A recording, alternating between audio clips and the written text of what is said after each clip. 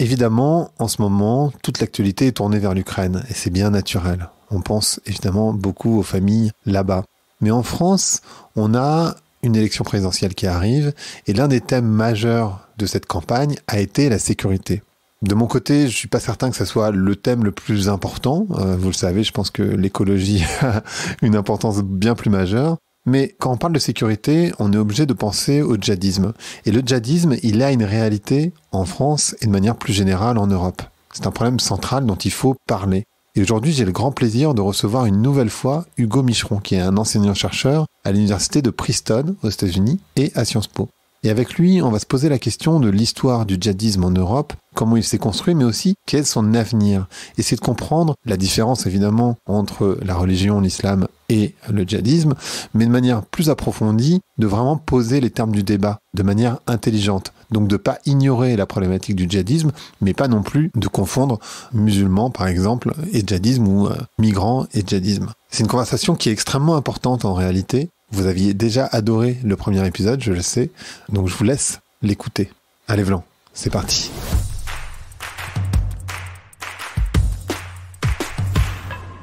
Bonjour à toutes et bonjour à tous. Bonjour Hugo. Bonjour. Ça fait plaisir de te parler à nouveau. On avait déjà fait un épisode sur le djihadisme. La première question qui me vient naturellement, c'est pourquoi tu publies une nouvelle note aujourd'hui ? Qu'est-ce qui explique, est-ce qu'il y a des raisons particulières pour publier cette nouvelle note ? Salut Greg, merci de me recevoir, c'est un plaisir. Bonjour à toutes et à tous. En fait, donc je publie ce petit tract dans la collection. Donc c'est un petit feuillet de 60 pages chez Gallimard dans la collection Tract sur le djihadisme européen. Et le but, c'est une sorte de note d'étape de mes recherches que j'entreprends depuis 2 ans à l'université de Princeton sur l'histoire du djihadisme européen. Parce qu'en fait, je me suis rendu compte qu'aussi bizarre que ça puisse paraître, il n'y a pas d'histoire du djihadisme européen qui a été écrite et publiée. Et c'est particulièrement surprenant sur un sujet qui est vraiment régulièrement dans l'actu, qui concerne quasiment la totalité des pays européens, qui a des répercussions politiques extrêmement importantes. Quand on se plonge un peu sur l'étude du phénomène et la bibliographie, il y a des livres sur Al-Qaïda en Europe, sur les attentats en Espagne, sur tout un tas de sujets, mais à proprement parler, une histoire du djihadisme européen, on n'en a pas. Et donc du coup, j'ai un peu utilisé aussi le temps qu'on avait à disposition pendant le Covid, où finalement le terrain n'était pas possible, à part le terrain virtuel, pour me plonger dans les immenses ressources à ma disposition à la bibliothèque de Princeton. Et en puisant donc dans les sources secondaires, j'ai fini par sortir un certain nombre d'éléments qui permettaient de mettre les échafaudages ou les premières fondations de cette histoire du djihadisme européen. Et puis là, depuis plusieurs mois maintenant que le terrain rouvre, j'ai l'occasion de faire des entretiens un peu partout en Europe sur le sujet, et donc de venir combler, de construire l'édifice. Et on va dire que ce tract en 60 pages, c'est un condensé de ce qu'on peut comprendre de l'étude de l'histoire du djihadisme européen. Et ce que j'ai découvert à la lecture, c'est qu'il y a une vraie différence qui se fait entre les pays. En particulier, alors il y a cette phrase que tu reprends qui dit le Danemark ne produit pas de djihadistes qui se révèle fausse. Mais par contre, il y a un pays comme l'Italie qui en produit assez peu finalement. Est-ce que tu peux nous expliquer quelles sont les différences ? Parce qu'en France, par exemple, il y a une grosse population en l'occurrence. Et est-ce que tu peux nous expliquer pourquoi et comment ça se construit tout ça ? Bien sûr. En fait, ce qui est assez intéressant quand on regarde les débats dans les différents pays européens qui sont touchés par le djihadisme, c'est que chaque pays pense que c'est lié à ses spécificités. C'est-à-dire, on va en France, pour tous les Français qui nous écoutent, les Françaises et Français, spontanément on va dire bah oui, c'est à cause de la colonisation, éventuellement tout le débat qui va porter autour de la laïcité inclusive ou exclusive. Ça va être aussi, on va regarder du côté du racisme, des discriminations, de la question des banlieues, etc. Mais en Angleterre, finalement, les débats portent sur ce qu'ils appellent le communalisme, c'est-à-dire le système plus communautaire britannique, sur un certain nombre d'éléments, mais vraiment propres aux British. En Allemagne, pareil, la question va porter sur la question de l'intégration l'intégration des populations d'origine turque.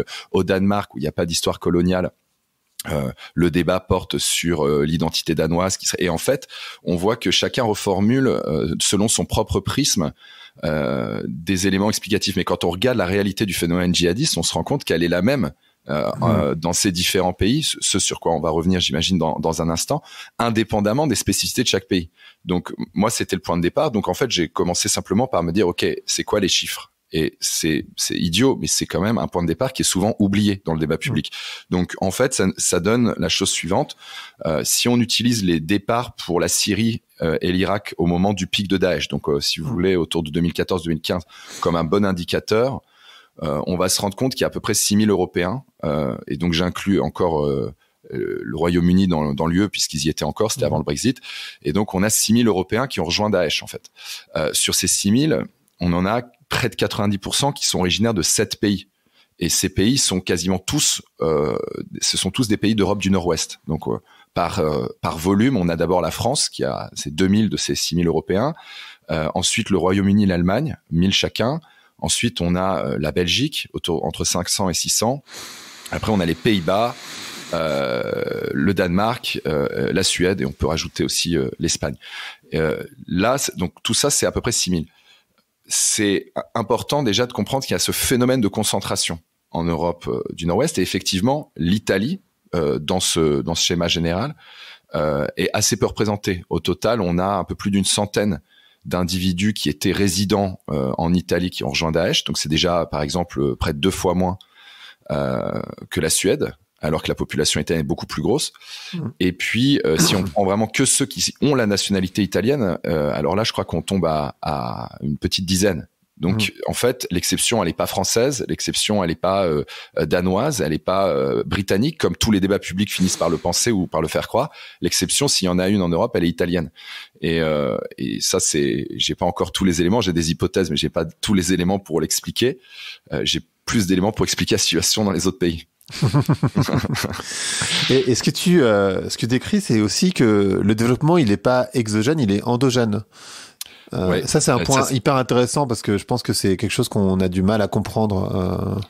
Oui, encore une fois, dans tous ces débats, il y a un certain nombre d'idées reçues qu'il faut casser pour justement rentrer dans le concret du sujet et s'attaquer, j'ai envie de dire, à la sève de l'explication, toucher la sève de l'explication. Le premier élément, c'est qu'on a tendance à penser que le djihadisme, c'est un phénomène qui est extérieur à l'Europe. C'est-à-dire que ça a été, donc typiquement, ça donne sa traduction dans le débat public porté par l'extrême droite, c'est le djihadisme, c'est les migrants, ou le djihadisme, c'est des étrangers qui viennent répandre la haine, etc. La réalité, c'est qu'en fait, plus ou moins depuis 2001, en fait, depuis le 11 septembre, il y a un mouvement qui s'est développé en Europe et qui a été porté par des Européens. Et c'est toute la spécificité de l'Europe, c'est que désormais, les têtes de gondole djihadistes, les idéologues, etc., sont des individus qui sont nés, qui ont grandi en Europe, qui ont été socialisés en Europe. Et effectivement, le phénomène de fait est endogène, et d'autant plus que depuis Daesh, depuis 2014-2015, on a atteint des plateaux.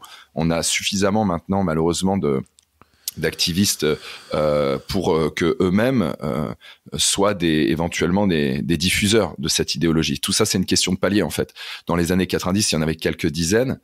Au milieu des années 2000, au moment de la guerre en Irak, on était à quelques centaines, et 10 ans plus tard, avec l'avènement de Daesh, on est à plusieurs milliers. Et donc, c'est ces tendances qu'il faut comprendre. Mais ce qu'il faut comprendre, c'est que le phénomène, sur la même période, sur ces 3 décennies, il a aussi changé de nature. Et on est passé d'un phénomène djihadiste qui était, au début des années 90, essentiellement porté par des individus qui revenaient d'Afghanistan, qui étaient d'ailleurs pas du tout perçus comme des terroristes. On était avant le 11 septembre. C'était des individus qui avaient fait le djihad contre les soviets en pleine guerre froide au milieu des années 80. Et donc, ils avaient trouvé l'exil en Europe, d'ailleurs souvent en Angleterre. Et ils étaient plutôt perçus comme des exilés politiques qui avaient plutôt servi les intérêts de l'Occident, parce qu'ils avaient lutté contre l'URSS en Afghanistan. Désormais, après le 11 septembre, là, il y a un changement de regard, et pour cause, certains de ces individus ont diffusé des thèses djihadistes parmi les populations européennes.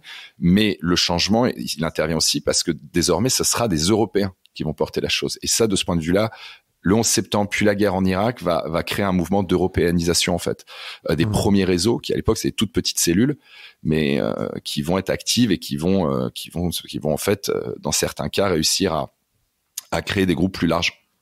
Et est-ce que ça veut dire qu'il y a une mauvaise intégration des musulmans en France, parce qu'en fait, on va aller évidemment sur ces discours de l'extrême droite, du grand remplacement, et d'ailleurs, j'aimerais bien que tu m'expliques pourquoi l'extrême droite, et ça peut sembler un peu étrange de ce que je vais dire, mais pourquoi l'extrême droite et les djihadistes, ils ont finalement des intérêts communs quelque part. Ouais, alors il y a plein de questions et je pense que la meilleure manière pour moi de les aborder, c'est déjà de reprendre ce petit travail, si tu veux, un peu besogneux, mais où on va casser toutes les coquilles qui enferment le débat public. Indispensable. Donc là, j'ai évoqué un des aspects qui était de ne pas comprendre qu'en fait, ce phénomène désormais est endogène à l'Europe. On en verra les implications tout à l'heure. L'autre aspect qu'on vient de comprendre, c'est que le développement du djihadisme a des causes multiples. Et là, on fait face encore une fois à pas mal d'écueils dans le débat public. L'un des réflexes les plus récurrents, c'est de dire finalement, le djihadisme, c'est le produit de la marginalisation. C'est-à-dire, il y a de la marginalisation économique, de la marginalisation politique ou culturelle ou raciale ou religieuse, et donc des individus, face à ce qu'ils considèrent comme une injustice, ont besoin de se rebeller, et le djihadisme leur offre soit le moyen, soit le prétexte. La réalité, c'est que les facteurs de marginalisation de toute nature jouent un rôle, mais n'explique en rien à elle seule le phénomène. Et là, si on retourne à notre géographie, on peut reprendre ces 7 pays que j'évoquais qui ont fourni 90% des départs de Daesh. Et on avait donc, on a dit à l'instant qu'il y avait un phénomène de concentration dans ces 7 pays. Mais en fait, ce phénomène de concentration, il s'observe à tous les niveaux dans chacun de ces pays. C'est-à-dire, si on reprend ces 7 pays, dans chacun de ces pays, on va voir qu'il y a certaines zones qui sont très touchées par les départs et d'autres pas du tout. Donc, on a une vingtaine de zones en France qui sont très touchées, qui concentrent la quasi-totalité des départs, une quinzaine en Angleterre, quinzaine en Allemagne, à peu près une demi-douzaine en Belgique, aux Pays-Bas, en Suède, au Danemark, etc., etc. Et dans chacune de ces zones concernées, donc ces villes, on va voir encore une fois un phénomène qui va se concentrer dans certains quartiers. Et si on zoome encore plus, on va voir que c'est un certain environnement. Et ça, c'était ce que j'avais mis en avant dans mon premier livre qui s'appelait Le djihadisme français pour la France. Mais ce qui est très surprenant, c'est qu'en fait, ce cadre, c'est un cadre général qui vaut non seulement pour les différents pays européens, mais à vrai dire, si on se réfère à une thèse qui vient d'être défendue à l'université d'Oxford par un certain Nate Rosenblatt, qui est aussi à Princeton, on observe le même constat aussi au Moyen-Orient. Donc, dit autrement, on serait face à un mode de diffusion quasiment universel du djihadisme, c'est-à-dire dans des microcosmes, dans certains endroits, par diffusion idéologique à partir d'un certain nombre d'acteurs. Et donc là, on voit bien que une fois qu'on arrive sur ces zones, ce qui devient important, c'est aussi la dimension militante. Et celle-là, elle est totalement oubliée du débat public, c'est-à-dire qui sont les djihadistes, qu'est-ce qu'ils font localement, et quand est-ce qu'ils sont arrivés et à quel moment. Et donc en fait, on a une géographie à laquelle il faut rattacher une histoire, et il faut donc remonter dans le temps pour essayer de comprendre pourquoi une ville, c'est l'exemple que j'avais souvent pris il y a 2 ans au moment de la sortie de mon livre, pourquoi une ville comme Trappes a été énormément touchée par les départs, et 80, enfin un peu moins, autour de 65 départs, selon les chiffres officiels, entre 2012 et 2018 pour la Syrie, alors que Chanteloup-les-Vignes, séparé par un bras de Seine qui est en tout point comparable au niveau socio-éco, violence, délinquance, taux de chômage, etc., population, démographie, il y en a 0. Et en fait, cette différence entre Trappes et Chanteloup-les-Vignes, on la retrouve quasiment dans tous les pays européens dans les mêmes termes. Donc, et à chaque fois, l'élément qui distingue une ville ou l'autre, c'est la présence d'acteurs djihadistes qui ont essaimé en visant explicitement les populations musulmanes, et ils se sont installés dans ces villes soit par un peu par hasard, enfin parce qu'ils avaient des liens éventuels sur place, soit parce qu'ils l'avaient particulièrement ciblé, parce qu'ils s'étaient rendus compte qu'il y avait la présence d'autres mouvements islamistes, que ce soit des mouvances proches des frères musulmans, des salafistes, des tablirs. Et ça, cette géographie-là, généralement, on l'a pas en tête. Alors que parmi les djihadistes que j'ai rencontrés en détention, eux, ils étaient très clairs. Ils disaient, dans tel quartier, c'est plutôt telle mouvance, donc on y va, on approche différemment ce quartier-là de tel autre, etc. Et une fois qu'on a ça en tête, c'est comme ça qu'on arrive à mieux comprendre, par exemple, qu'une ville comme Ulm, dans le sud de l'Allemagne, région qui est pas du tout pauvre, hein, c'est ce qu'on appelle la tech belt. C'est on va dire plutôt une zone dynamique économiquement, où il n'y a pas d'histoire de marginalisation, de violence envers les communautés musulmanes locales, où le taux de chômage est pas mauvais. Enfin, c'est pas du tout Molenbeek, quoi. Il y a pas de problème notoire à Ulm, et pourtant c'est la ville de la première cellule djihadiste allemande, composée à 100% d'Allemands, qui va voir le jour autour de 2003-2004, qui s'appelle le groupe de Sauerland, du nom des plateaux dans lesquels ils s'entraînaient pour le djihad en Irak et en Afghanistan. Et donc, c'est très intéressant d'avoir Ulm en tête, mais aussi d'avoir Anvers en Belgique, qui est la ville la plus riche de Belgique, où il y a eu beaucoup de départs pour la Syrie et l'Irak, par opposition, par exemple, à la Wallonie, ces régions francophones désindustrialisées, très touchées par le chômage, où comparativement à Anvers, il y a très peu de départs. Et donc, il faut s'outiller en fait d'autres éléments explicatifs. Dire ça revient pas à exclure la dimension économique, sociale, culturelle, religieuse. Au contraire, ça revient à la combiner avec d'autres. Mais par contre, il faut aller dans cette subtilité-là, au risque de ne plus rien comprendre en fait. Et quand je disais tout à l'heure, alors que l'extrême droite et les djihadistes avaient des intérêts communs, est-ce que tu peux nous expliquer ça rapidement?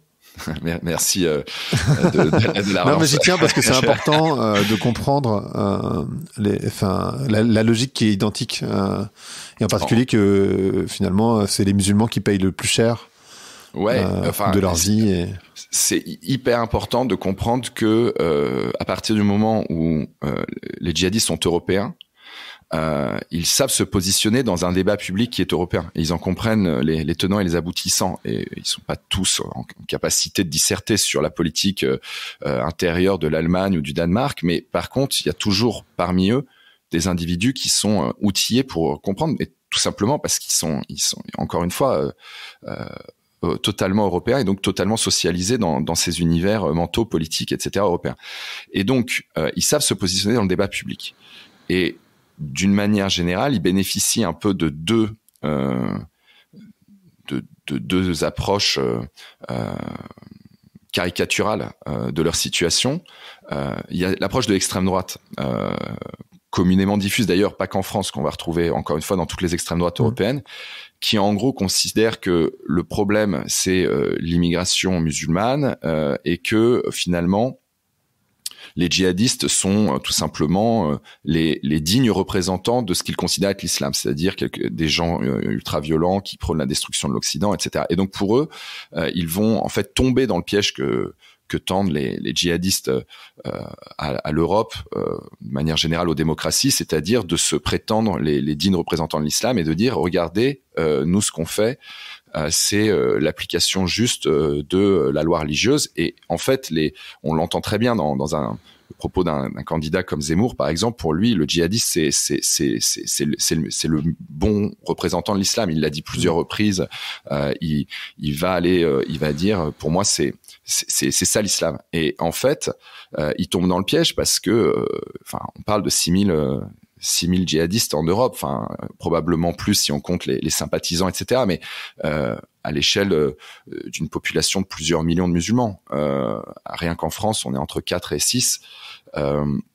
Donc, c'est totalement absurde d'utiliser les revendications d'un groupe ultra radical qui se prétend représenter une religion d'1,5 milliard de fidèles sur Terre et de leur donner ce crédit-là. En tout cas, de ne pas de faire comme si ça s'imposait dans le débat public. Et donc, en fait, en faisant ça, l'extrême droite, alors de bonne foi ou de mauvaise foi, mais donne un effet de levier considérable à ces individus en leur reconnaissant la prétention à incarner l'islam. Et donc, du coup, ils avalisent ce que font les djihadistes pour se justifier, c'est-à-dire de dérober tout un tas de symboles qui sont pas les symboles des djihadistes, qui sont les symboles de l'islam.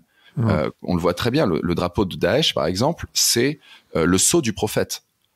Le sceau du prophète, ça appartient pas aux djihadistes. Et pourtant, si vous mettez le drapeau noir avec le sceau du prophète dessus, n'importe qui dans la rue, comme ça, pris au hasard, ils vont dire c'est un drapeau djihadiste. Et ils auront raison, puisque c'est Daesh qui le met en avant. Mais il n'empêche que c'est un détournement d'un symbole commun à l'ensemble des fidèles musulmans par une organisation extrêmement radicale. Et ça, si on avalise ce genre de choses, et on a tendance à le faire, mais l'extrême droite, elle, sans s'en rendre compte ou en s'en rendant compte, pousse à fond dans ce sens-là, en fait, on arrive à perdre absolument toute nuance et à donner un pouvoir que les djihadistes sans ça n'auraient pas forcément.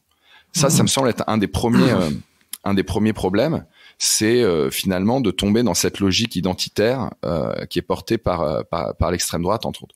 Après, il y a un autre écueil qui consiste à ne pour les raisons inverses, c'est-à-dire souvent pour des questions plutôt qui partent de principes bienveillants. Enfin, c'est pour ne pas faire d'amalgame, pour au contraire éviter la stigmatisation, qui consiste à ne pas voir la réalité djihadiste, et notamment qu'il y a en France, en Europe, dans le monde musulman, des groupes islamistes, que ça existe, qui sont constitués, qui ont une pensée, qui ont une idéologie, qui ont des stratégies, etc. Et sous prétexte finalement d'éviter de faire du tort aux musulmans à parler de sujets qui sont crispants et qui hystérisent le débat public, on finit par ne pas en parler du tout et par ne pas voir en fait que ces individus non seulement sont actifs, mais du coup produisent des effets au sein de la population, au sein des communautés musulmanes européennes. Et typiquement, là je parlais de cette évolution sur les 30 dernières années, on se retrouve avec un problème avec des milliers de djihadistes européens au milieu des années 2010, parce que à un moment donné, il y a eu des activistes qui, sous nos yeux, j'ai presque envie de dire, dans un certain nombre de quartiers, au quotidien, organisaient des leçons, des cours, des séminaires religieux, etc., et qui n'étaient pas l'étude à proprement parler de l'islam, mais d'une interprétation extrêmement radicale et de diffusion des idées djihadistes. Et ça, si on ne s'en préoccupe pas, eh bien, on va se réveiller avec un problème. Et donc, en fait, les deux approches qu'on va retrouver un peu aux deux extrêmes de l'échiquier politique, là où elles convergent, c'est que dans les deux cas, l'une finalement ne voit que des djihadistes, et l'autre à absolument pas les voir et à ne voir que des victimes qui se rebellent contre un système, finit par pas comprendre ce qu'ils font. Et dans les deux cas, en fait, on laisse les musulmans en pâture aux djihadistes, et en ne s'en préoccupant pas dans le deuxième cas, et en ne voyant que dans le deuxième cas, en fait, on finit par coincer tout le débat public, le verrouiller, et en fait à parler des mauvaises choses. Et donc je pense que au milieu de cet étau, il y a une voie intermédiaire qui est délicate, parce que maintenant les enjeux sont tellement énormes au niveau politique, parce qu'il y a quand même une menace sécuritaire, enfin il y a des attentats régulièrement, etc., que on se retrouve finalement à devoir déblayer, et ça c'est le travail de la recherche, mais plus généralement j'ai envie de dire des citoyens qui doivent s'emparer de ces éléments de compréhension pour réussir à se préoccuper de ce qui est une question de société qui appartient à tous les Français. Et ça, il faut pas croire que le djihadisme c'est un sujet sur le côté, que parce que c'est compliqué ou parce qu'on a peur de s'en emparer, finalement il faudrait le laisser à d'autres. C'est une question de société comme une autre, c'est un énorme enjeu. Et pour moi, si on est capable de parler des grands enjeux de cette époque, c'est-à-dire la guerre en Ukraine, le réchauffement climatique, on devrait être capable de se mobiliser aussi intellectuellement sur les questions comme le djihadisme et son avenir, quoi. Et d'ailleurs, on a fait la même erreur sur le racisme et sur la gestion des colonies à l'époque. Il me semble, c'est que en fait, à ne pas vouloir en parler, ça fait monter l'extrême droite, ça a fait monter, voilà. Mais un truc que tu as dit et qui me semble important, c'est quelque part quand l'extrême droite parle du grand remplacement, enfin en tout cas Zemmour, mais bon, Le Pen est dans la lignée, voire même, et ça me fait encore plus peur, la droite classique qui commence à aborder des idées d'extrême droite, enfin pour moi en tout cas, pardon pour pour ceux qui votent à droite, en tout cas c'est comme ça que moi je l'envisage, en tout cas pour la candidate.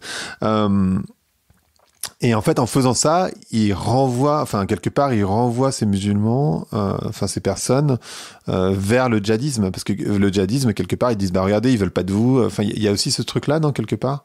Oui, ça c'est clair qu'en tout cas il y a de la propagande en face. Donc à chaque fois qu'il y a des âneries qui sont sorties, c'est utilisé. Ça c'est le grand argument des salafistes notamment, qui est de dire mais regardez, il faut désavouer cette démocratie qui vous rejette. Et donc c'est ça qu'on a du mal à comprendre. Souvent, quand on parle de radicalisation, de salafisme, de djihadisme, on dit oui, il faudrait développer du contre-discours. Mais ce qu'on ne comprend pas, c'est qu'en fait, le contre-discours, c'est eux qui le portent. C'est eux qui vont s'attaquer au discours républicain, au discours des valeurs dominantes dans les démocraties libérales européennes, en disant, regardez, tout ça n'est qu'un mensonge.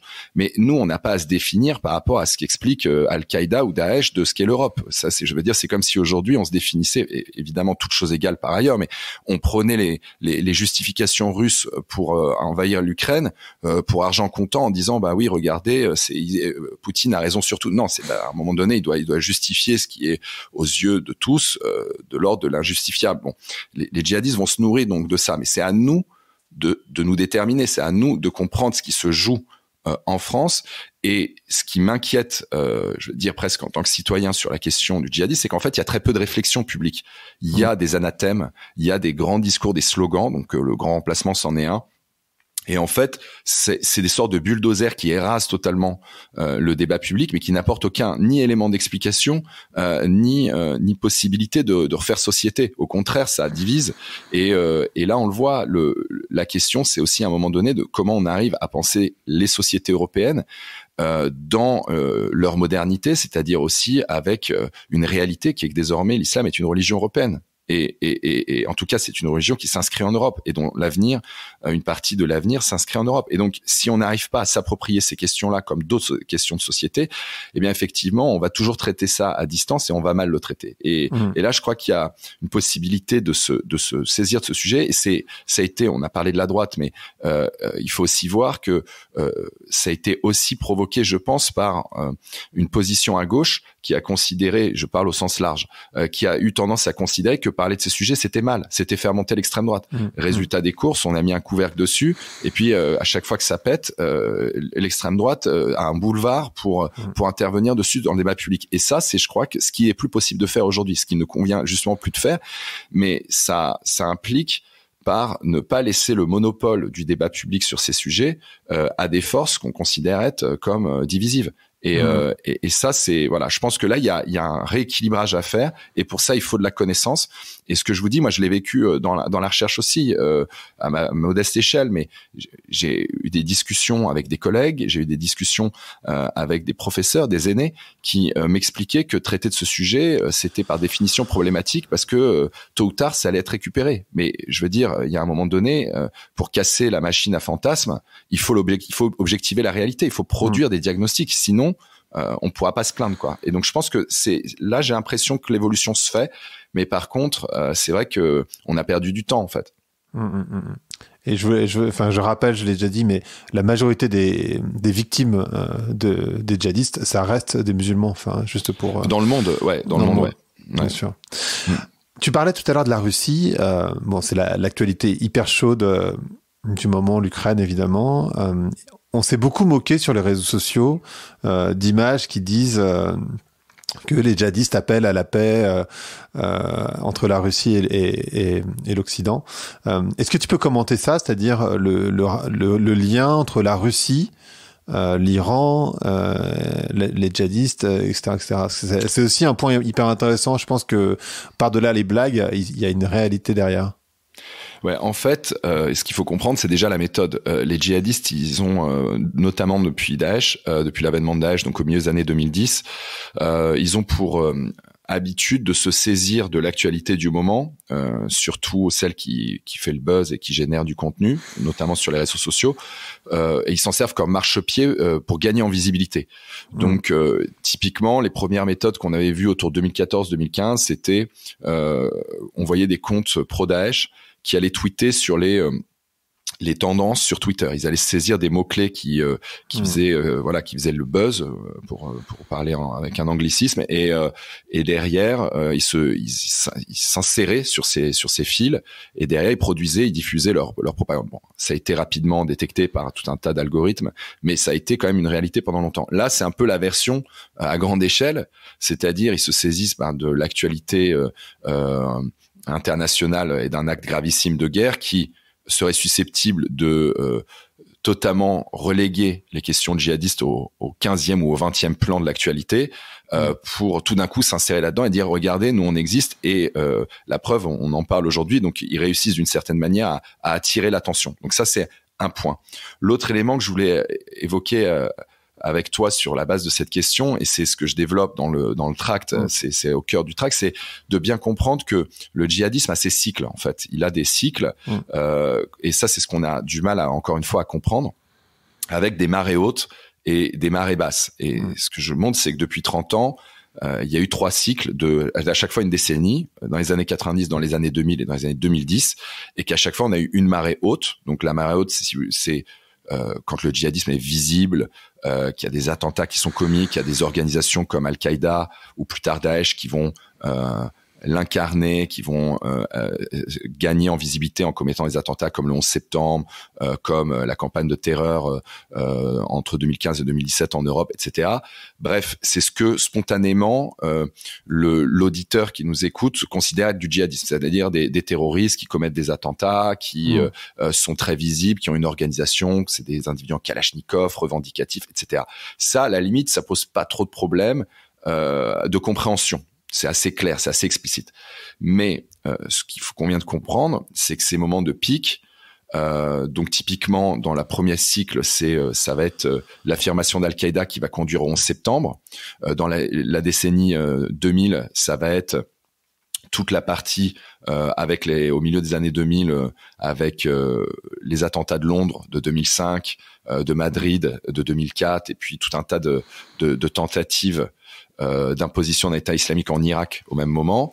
Et puis au milieu des années 2010, le pic, c'est Daesh qui se construit comme un califat et qui va califat entre guillemets, et qui va mener une campagne de terreur en Europe. Et à chaque fois, ces 3 pics, ça s'est traduit par la formation de ce qu'ils appelaient un émirat islamique en Afghanistan, qui accueillait Al-Qaïda dans les années 90, d'un État islamique d'Irak au milieu des années 2000 et d'un califat islamique en Irak et en Syrie qui était Daesh. Donc à chaque fois une entité, une enveloppe religieuse de plus en plus grande, donc un appétit en fait de plus en plus grand. À chaque fois ils ont attiré de plus en plus de monde, et les campagnes de terreur, donc inégales, mais ont toujours visé à un peu plus le cœur des démocraties occidentales.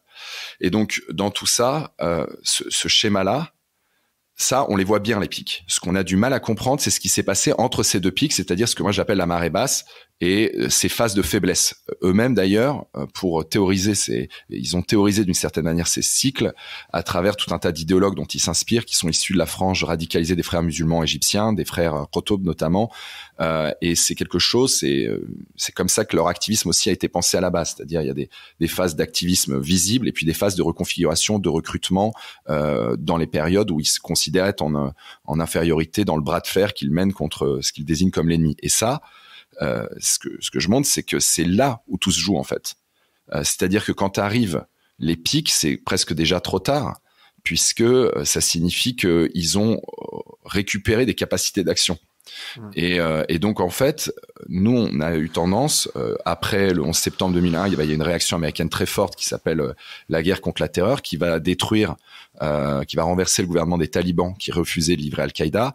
Et donc entre 2001 et 2003-2004, il y a une vraie baisse de la menace et de l'activisme djihadiste, puis aussi il y a le développement d'un arsenal juridique qui permet d'arrêter les relais d'Al-Qaïda en Europe, etc. Mais à partir de 2004, avec le djihad en Irak, il y a un regain et qui va se traduire par les attentats, les premiers attentats en Europe.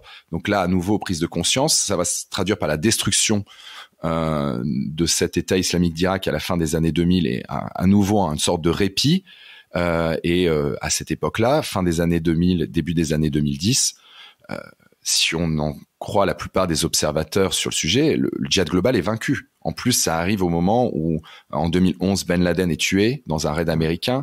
Anwar el-Awlaki, qui était l'un des lieutenants principaux d'Al-Qaïda, un Américain yéménite, est tué, une frappe de drone au Yémen. Donc pareil, on dit, tiens, Al-Qaïda est quand même très très affaibli. C'est au moment aussi des printemps arabes, qui sont ces révoltes pro-démocratiques dans le monde arabe, qui sont un peu l'antithèse finalement du projet djihadiste. Donc tout ça crée un enthousiasme et on dit finalement tout est terminé. Sauf que en parallèle se développe la crise syrienne et qu'un an plus tard on voit Al-Qaïda débarquer en Syrie, et puis 2 ans plus tard une sorte de projet qui va émerger, tout ça qui est Daesh, et avec là une nouvelle vague qui cette fois est beaucoup plus forte. Donc on n'avait pas compris à cette époque-là collectivement que c'était pas du tout la fin du djihad global, c'était une phase de reconfiguration. Et là, on le voit bien, depuis que Daesh s'est effondré sous sa forme territoriale au Levant, on est en train de reproduire les mêmes impensés. Moi, je suis à Princeton aux États-Unis, je suis frappé de voir que le débat américain considère que le djihadisme c'est terminé, mais presque parfois dans les mêmes termes, utilisant les mêmes termes qu'il y a 10 ans, quand ils expliquaient que le djihad global était terminé. Et là, je pense notamment à la Tribune, un long article de Farid Zakaria, qui est vraiment un journaliste extrêmement réputé, d'ailleurs souvent passionnant, aux États-Unis, rédacteur au Washington Post, figure un peu vedette de CNN, etc., qui a écrit en avril dernier vraiment un long article expliquant voilà, le djihadisme finalement est en train de disparaître et on est sorti de cette phase qui s'était ouverte avec le 11 septembre 2001.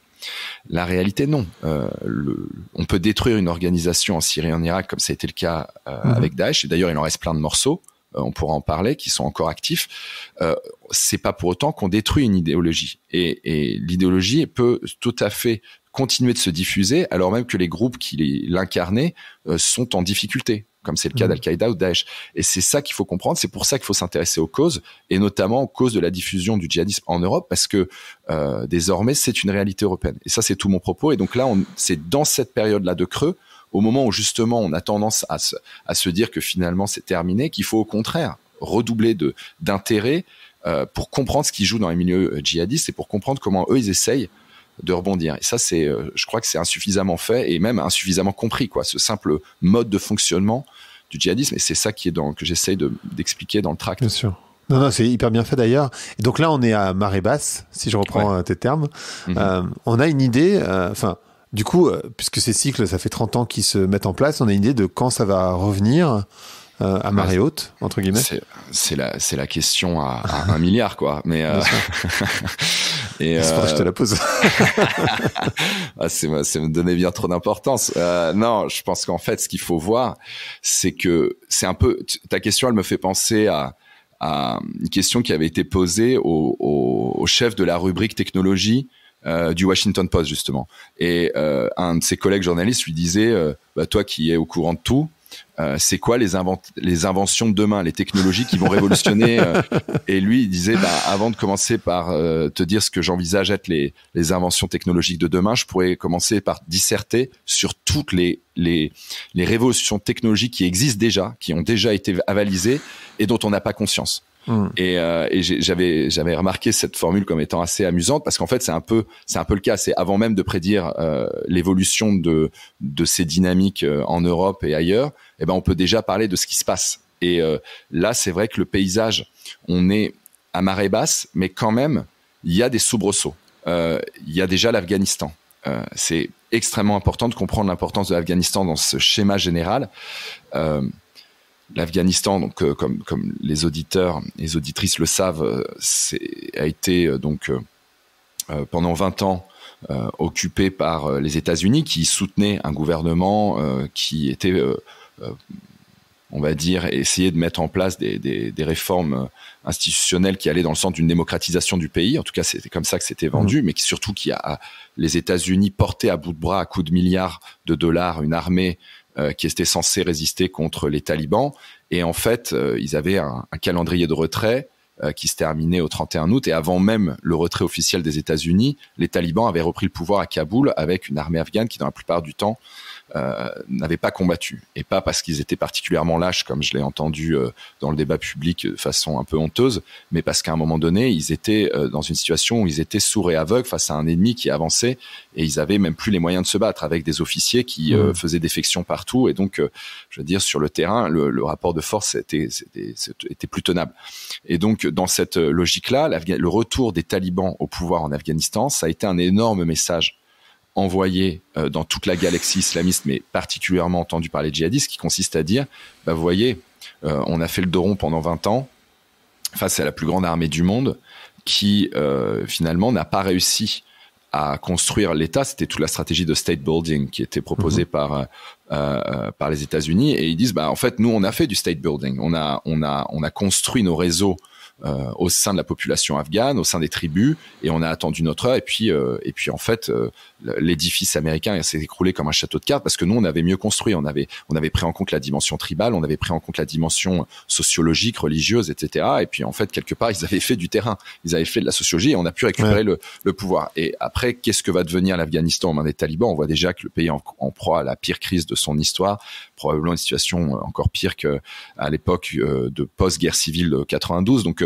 bon, voilà, à la limite, c'est les talibans, ça ils s'en moquent puisque pour eux l'important c'est d'appliquer ce qu'ils considèrent être la charia. Mais ça a été quand même un message qui a été assez passé, qui était assez fort parce que en creux, il souligne un échec américain et puis il vient valider un peu une incompréhension des États-Unis de la région qui considèrent qu'en fait, il fallait se retirer d'Afghanistan parce qu'il était temps. Et ça, c'était ce qu'on entendait dans les cercles américains. Moi, encore une fois, j'ai suivi ça de près aux États-Unis. Et l'idée, finalement, c'était de dire, il est temps de faire la paix. Mais mon interrogation face à ça, c'est qu'il faut être deux pour faire la paix. Or, là, il y a en face, on était face à des talibans qui, eux, ont jamais renoncé ni à leur projet, tout au plus, ils ont accepté que les États-Unis se retirent sans leur tirer dessus, quoi. Mais là, ça c'est une situation qui est quand même qui pour l'instant n'est pas au retour de l'Afghanistan des années 90 qui hébergeait Al-Qaïda et Al-Qaïda qui programmait de frapper les États-Unis, mais on est au retour d'une situation qui peut être très problématique dans une région de crise où rien n'est réglé. Et les Américains sont juste retirés de cette situation en disant maintenant ça nous concerne plus, mais finalement il y a tout qui est prêt à repartir. Le deuxième aspect, c'est la situation dans le nord syrien. Là aussi, ça couvre un peu et il faut suivre de près cette situation parce que finalement, la guerre est terminée au sens où c'est le régime de Bachar al-Assad soutenu par les Russes qui a, sur le terrain militairement, fini par vaincre toute forme d'opposition.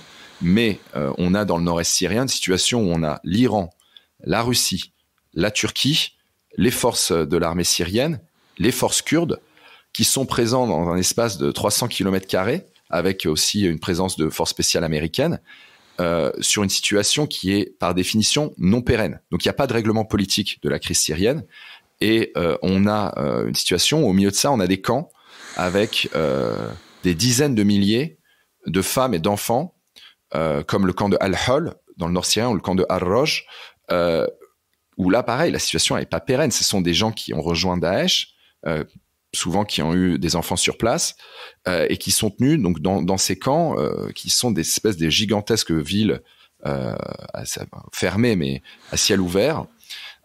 Pareil, situation non stable. Et au milieu de ça, il y a des prisons où là, il y a les hommes qui ont combattu pour Daesh, qui sont détenus dans des conditions souvent effroyables.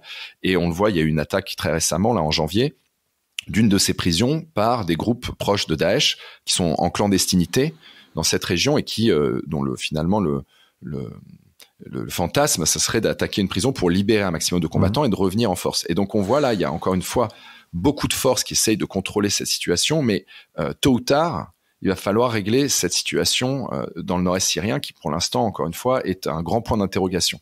Et puis, il y a la question du Mali et plus largement de la situation djihadiste en Afrique subsaharienne avec désormais une gangrène, on le voit de Boko Haram quasiment en Afrique de l'Ouest. Donc là aussi, il y a une grande situation d'instabilité qui, là encore, pose la question de d'un rebond ou d'un regain du djihadisme. Et donc, dans tout ça, désormais, il y a une guerre en Ukraine qui focalise l'attention de tout le monde, mais il faut bien comprendre qu'on n'est pas du tout, si on est à marée basse, on n'est pas à l'étale basse. Voilà, on est plutôt là sur une marée, on ne sait pas encore si elle est totalement montante, si elle monte vite ou si elle monte doucement, mais en tout cas, il faut se préoccuper de ces enjeux qui sont liés à plein de contextes géopolitiques très très instables et qui nécessitent d'avoir, je dirais, une vision en la matière qui est souvent absente des chancelleries occidentales parce que finalement les ministères des Affaires étrangères européens ou américains ont beaucoup de mal encore à penser le non étatique. C'est-à-dire une invasion russe, tout le monde comprend parce qu'il y a des tanks russes qui rentrent en Ukraine.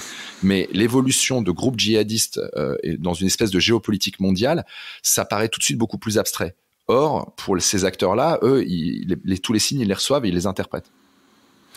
En fait, je vais poser un jugement, mais ce que tu décris de ce qui s'est passé en Afghanistan avec les Américains, ça me fait penser un petit peu à une forme, ouais, sans doute, de post-colonialisme, c'est-à-dire tu arrives avec tes principes, tes idées, et tu ne t'intéresses pas au peuple local, et du coup, en fait, ça prend pas, et ça finit par être un échec, et du coup, quand tu t'en vas, en fait, tu reviens à la situation première. Alors, je sais pas si j'ai raison de penser ça comme ça, mais ça me fait un peu penser comme ça. Alors, je suis pas spécialiste de l'Afghanistan, et ça, je pense que tout le monde l'a compris, mais en revanche, ce qui me vient à l'esprit là-dessus, c'est déjà de voir que ce qui s'est joué en Afghanistan, s'est joué en plusieurs temps.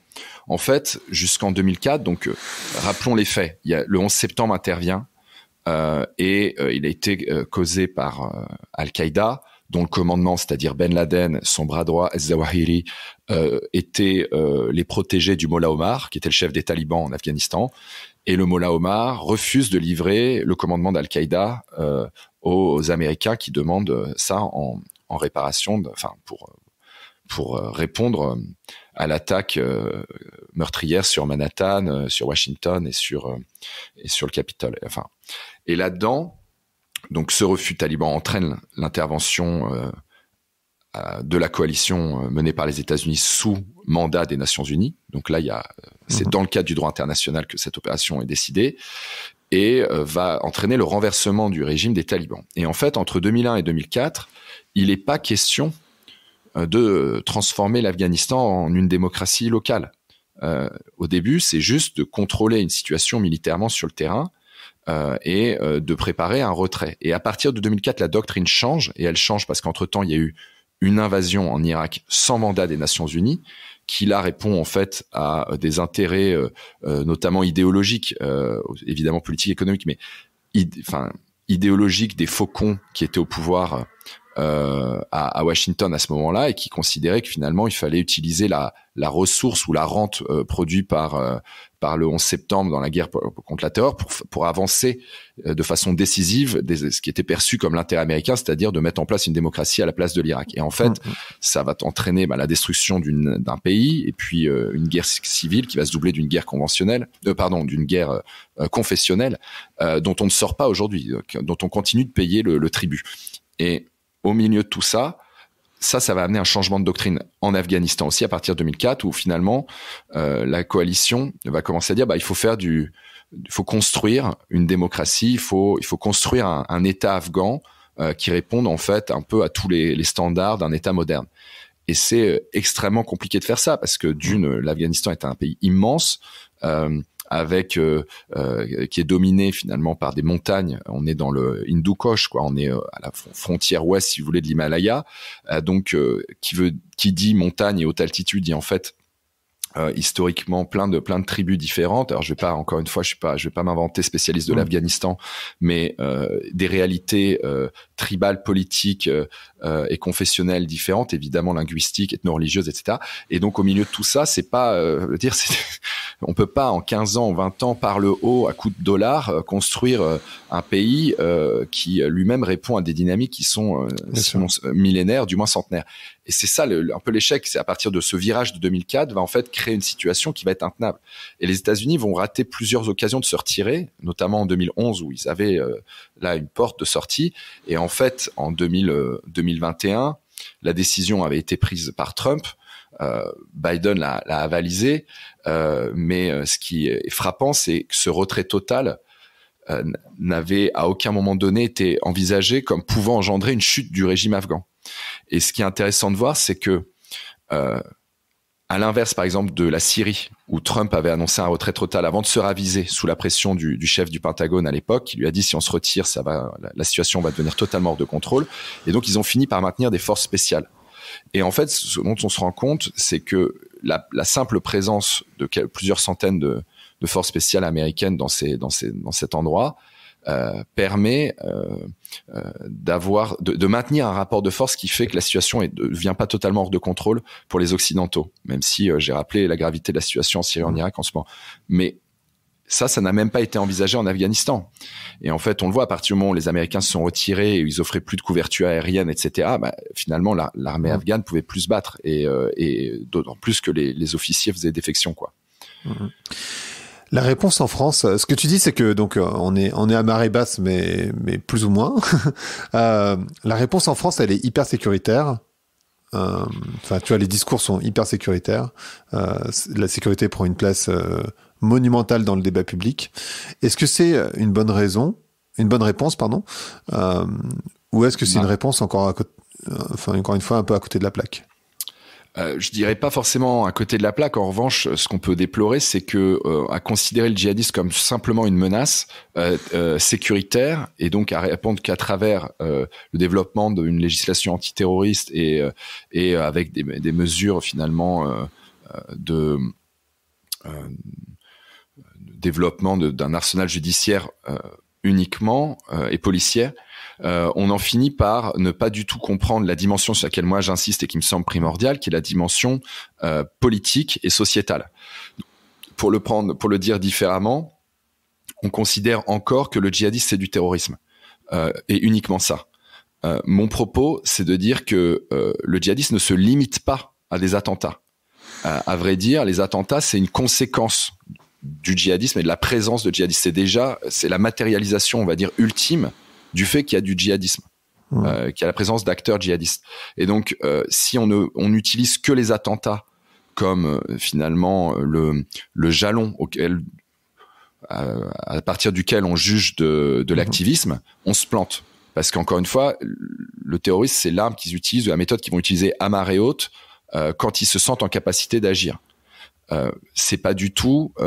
Il existe un djihadisme entre deux attentats, et c'est ça qu'il convient de comprendre. Et là, on va s'intéresser si on considère que le djihadisme, ce n'est pas que des attentats, mais c'est une idéologie avec des militants qui sont actifs, qui formulent des propos à la fois politiques, religieux, qui proposent finalement une vision du monde, qui essaie de diffuser une utopie religieuse, qui répond, qui utilise, qui exploite un certain nombre de sources religieuses, qui vont construire un imaginaire autour de valeurs qui sont des valeurs très importantes au cœur de l'islam et qui vont les détourner pour servir leur récit, etc. Si on comprend que c'est ça aussi le djihadisme, eh bien on comprend que on va pas pouvoir régler le problème simplement avec des peines de prison ou simplement avec une nouvelle loi antiterroriste. Il y a toute cette dimension sociétale. Je crois que je l'avais évoqué dans notre précédent échange quand j'avais vu un recruteur qui était de région parisienne. J'avais dit mais finalement c'est quoi recruter pour Daesh? Enfin, c'est accusation par la justice de recrutement, mais en fait tu faisais quoi concrètement? Et lui m'avait dit bah tu vois un travailleur social dans les quartiers, un éducateur, etc. Bah moi je fais la même chose mais à l'inverse. Et donc, ce qu'il disait, c'est que finalement, il avait une présence sur le terrain, si j'ose dire, qu'il allait créer des liens avec des individus et que finalement, le processus allait se faire presque naturellement par un contact humain, par une compréhension de quelle est la problématique de l'individu et puis progressivement l'insérer dans un discours, dans un réseau, dans une vision du monde où après, l'issue djihadiste, le soutien au groupe djihadiste en Syrie, la nécessité soit de frapper la France, en tout cas de soutenir et de justifier les attaques contre la France, va prendre sens spontanément. Et donc, on voit bien la nécessité, là, c'est encore une fois à l'échelle d'une démocratie comme la France qui fait 67 millions d'habitants, avec des ressources énormes pour intervenir dans un certain nombre de quartiers par autre chose simplement que le répressif. Là, on a un boulevard. Mais c'est très important de le comprendre. Et c'est ce qui amène à toute la discussion autour du séparatisme, en fait.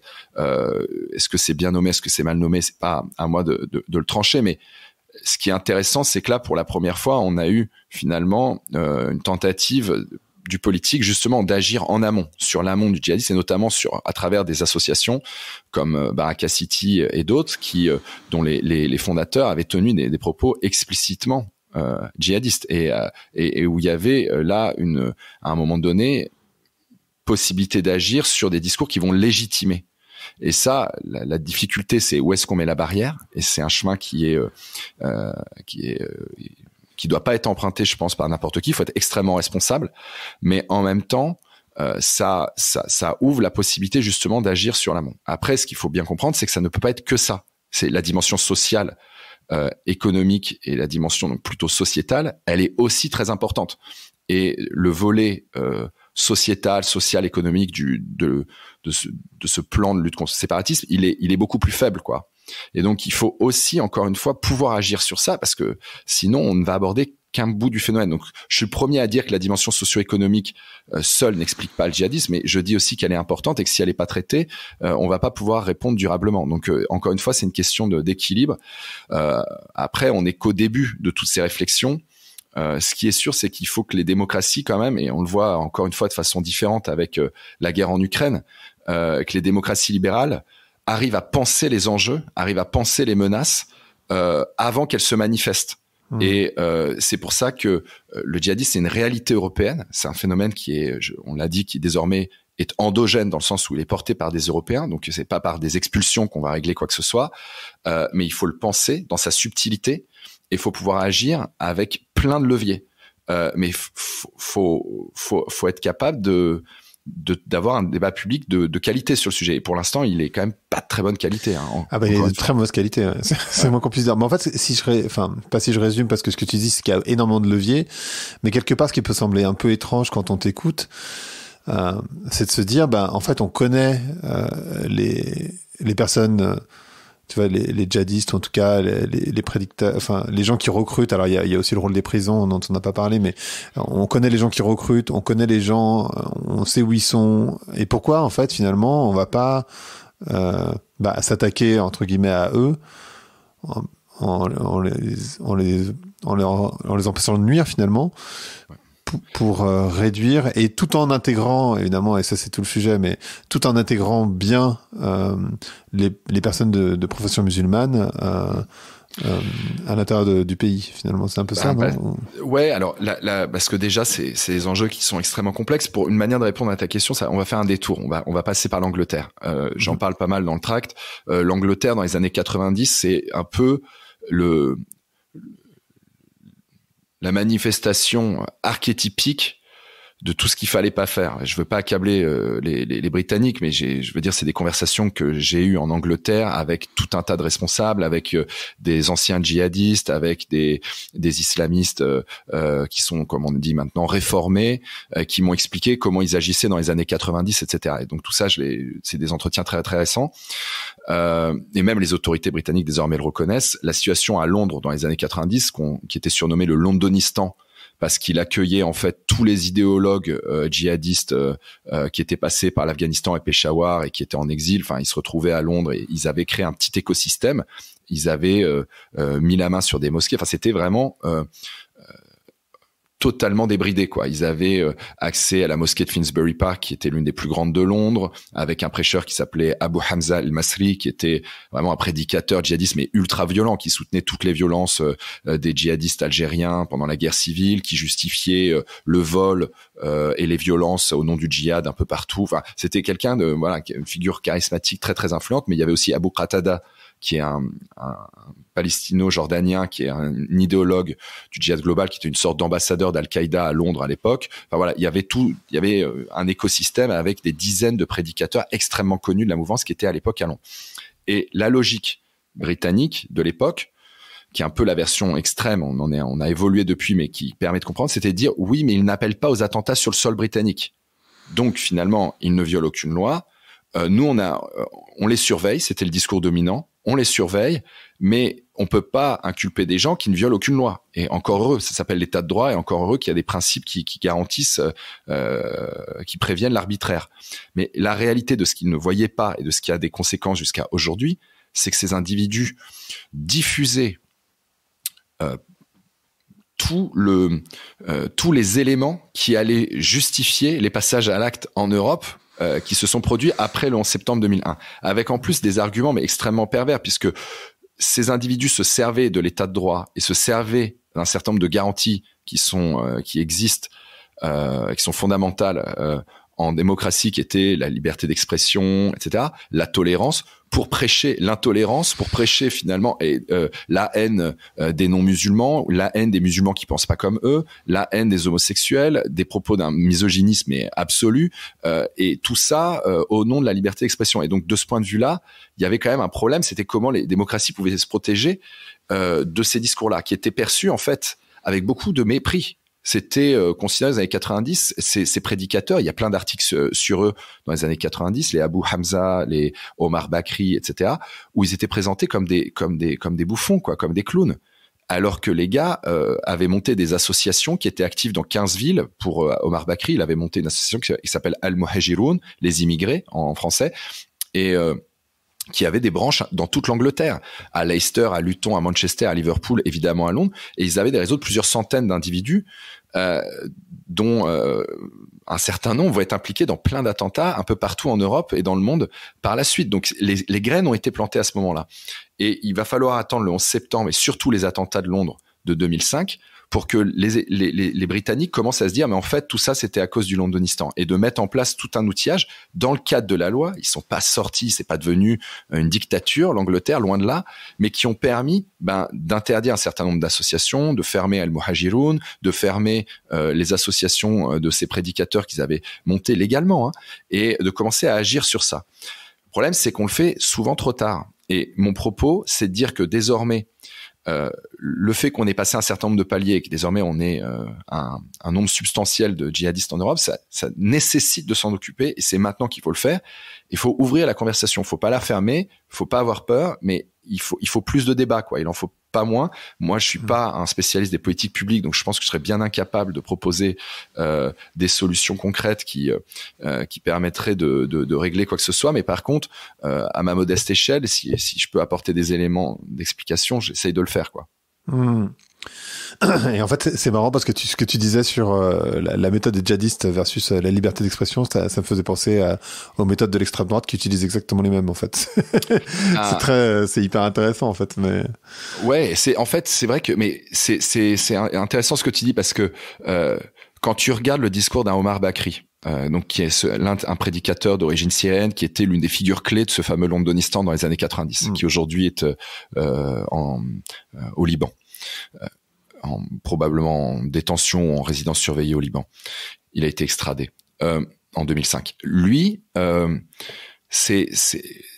tu regardes son discours, qu'il a tenu encore une fois publiquement, il ne s'est jamais caché. Il faisait une conférence publique à Wembley, dans l'arène légendaire de Wembley, en 1994, dans laquelle il appelle ouvertement au djihad en Palestine, dans le Cachemire, en Bosnie, etc., et où il développe tout un argumentaire c'est un brûlot contre les valeurs de la société britannique.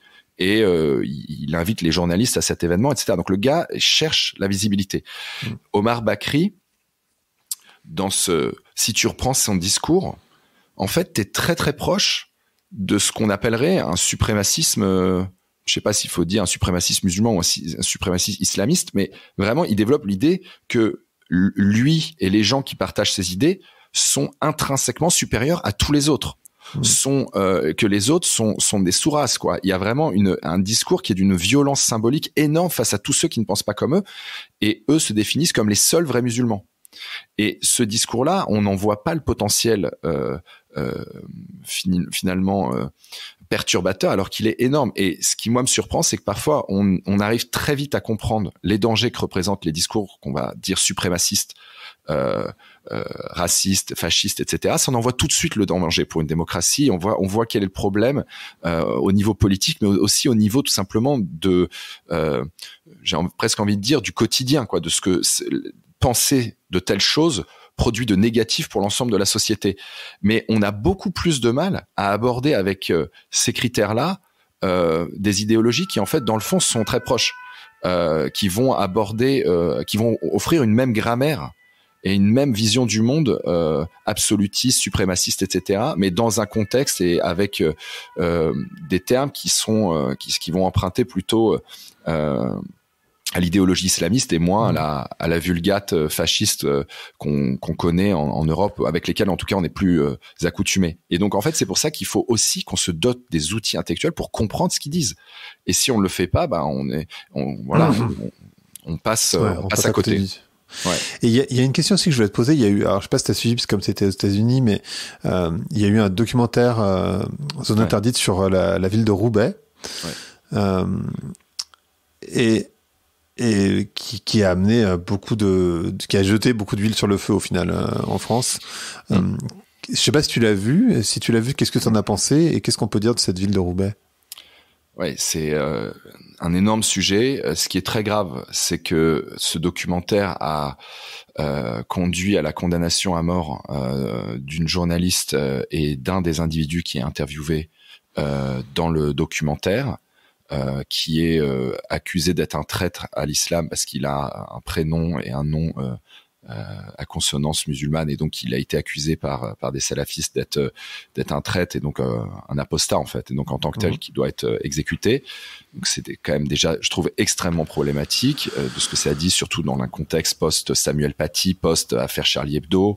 Je veux dire, là on est-ce que faut se poser la question qu'en 2022 en France, la participation à un reportage, à un documentaire produise de tels effets à de dramatique, je crois. L'autre aspect, c'est que documentaire, chacun est libre de se faire son opinion. Je pense que M6 a produit des choses bien pires sur le sujet par le passé, c'est-à-dire qu'il y avait même, par certains aspects, j'ai trouvé que ça pouvait mélanger pas mal de choses et être un peu léger, mais globalement, c'était pas du tout un mauvais documentaire. Après, ce qui moi m'a retenu mon attention dans les réactions, et notamment les réactions sur les réseaux sociaux, c'était de voir à quel point en fait des individus allaient se confondre salafisme et musulman. Je prends un exemple tout bête. Dans le reportage, on voit à un moment donné, dans le docu, pardon, on voit à un moment donné la mise en vente de poupées sans visage. Encore une fois, on peut en penser ce qu'on veut, mais les poupées sans visage, c'est vraiment, ça fait partie depuis une quinzaine d'années dans les milieux salafistes de ce genre d'objets qu'ils mettent en valeur en disant, faut pas représenter les choses créées par Dieu, et donc il faut pas représenter un visage humain, et donc voilà, on fait des poupées sans visage. On passe sur le développement d'un enfant qui a justement besoin de se figurer la chose, d'avoir un visage, d'avoir des sourires pour comprendre ce qu'est le rôle des émotions, etc. Mais n'entrons même pas dans un débat, je suis pas spécialiste de questions éducatives, mais déjà, je pense que là, il y a un sujet. Sur le fond, il n'y a aucun doute que des magasins qui vendent des poupées sans visage à Roubaix sont abondent dans la logique salafiste. Il n'y a aucun doute là-dessus. Et ce qui, moi, m'a choqué, c'est qu'en ligne, les propos disaient, mais regardez, ils prennent des magasins qui vendent des poupées sans visage, et en fait, ils le font, ils les mettent en avant, tout ça pour susciter le racisme et l'islamophobie. Mais non, enfin là, il faut bien distinguer deux choses. On peut critiquer des interprétations ultra rigoristes d'une religion, surtout quand elles ont des effets sociaux, en l'occurrence, sans forcément condamner l'ensemble d'une religion et sans forcément mettre à l'index l'ensemble des fidèles de cette religion. Et ça, ce discours-là qui vise en fait à tout de suite taxer d'islamophobie tout discours critique sur ce qui est de l'ordre du critiquable, c'est-à-dire des interprétations rigoristes d'une religion, c'est pas normal. Ça devrait être totalement possible dans le débat public français, et on voit qu'on se tend là-dessus à l'heure actuelle. Et donc c'est pour ça que je disais qu'il faut plus de débats et pas moins de débats. Et quand moi j'entends derrière des hommes et des femmes politiques, en l'occurrence je pense à une femme politique qui explique que des poupées sans visage, pourquoi pas, après tout, sans voir ce que ça signifie vraiment. Alors est-ce que c'est par bêtise, ignorance ou vraiment volonté de dissimuler une réalité? Je trouve ça problématique, parce que les politiques devraient au contraire être extrêmement responsables sur ces sujets, sans quoi, encore une fois, il faudra pas ensuite venir crier, proposer des solutions à l'emporte-pièce, parce que c'est maintenant que ça se joue en fait. Et là, voilà, je pense que voilà de manière générale mon sentiment sur la ville de Roubaix. C'est une des villes dont j'évoque un peu l'évolution dans mon premier livre, qui est une ville qui était très touchée par les départs en Syrie, notamment parce que il y a un certain nombre de quartiers de Roubaix qui ont été vraiment investis par des prédicateurs salafistes et qui ont transformé des quartiers qui sont extrêmement paupérisés par ailleurs, touchés par la désindustrialisation, etc., mais où le salafisme a pris et désormais constitue des petits écosystèmes. Alors, ça ne représente pas, encore une fois, tous ces quartiers, mais c'est une réalité. Et ce qu'il faut comprendre, c'est que la norme religieuse, il y a 20 ans à Roubaix, c'était pas la même qu'aujourd'hui. Il y a eu une augmentation, une normalisation du salafisme dans ces quartiers. Et ça aussi, c'est des sujets très délicats, mais qu'il faut pouvoir comprendre. Et d'ailleurs, quand on est sur place et qu'on pose la question aux habitants, aux élus, aux responsables religieux, aux responsables associatifs, etc., tous en parlent assez librement. Et c'est pas un tabou, je veux dire, sur place, oui, il y a 20 ans, ça se passait comme ci, ce qui s'est passé, c'est qu'il y a eu telle ou telle apparition, tel ou tel individu, et ça, c'est encore une fois, il faut en comprendre l'importance, parce que c'est pas propre à Roubaix, c'est quelque chose qu'on a vu dans l'ensemble de ces villes qui ont été touchées par les départs en Syrie, et donc, c'est encore une fois un phénomène qui n'est pas stricto sensu français, mais qui est pan-européen à minima. Parfait. Dernière question, naturellement. Ce podcast s'appelle Vlan, donc je voudrais savoir à quoi tu veux ouvrir et où claquer la porte. Ouvrir les portes du débat. On est en plus dans une période très bizarre, mais très paradoxale, mais de campagne électorale, donc je pense qu'il faut l'ouvrir en grand. Et la fermer... tu peux que ouvrir si tu veux. Hein. La dernière fois, je crois que je l'avais ouverte en grand. Là, on ouvre les portes du débat et puis on va fermer. Je vais fermer ma bouche, quoi. C'est fini. C'est l'heure de la fermer. Voilà. Merci beaucoup, Hugo. Merci beaucoup, Greg. Merci d'avoir écouté Vlan. Si vous avez aimé l'émission, n'hésitez pas à mettre des étoiles sur vos plateformes de podcast préférées. Vous pouvez aussi partager l'épisode sur vos réseaux sociaux, Instagram Stories, Facebook, LinkedIn, où vous voulez. Je suis Grégory Pouy. Vous pouvez me retrouver sur l'intégralité des plateformes sous le nom Greg from Paris. Si vous avez des idées pour des invités, si vous avez des commentaires, n'hésitez surtout pas à m'envoyer un message. Allez, merci et à bientôt.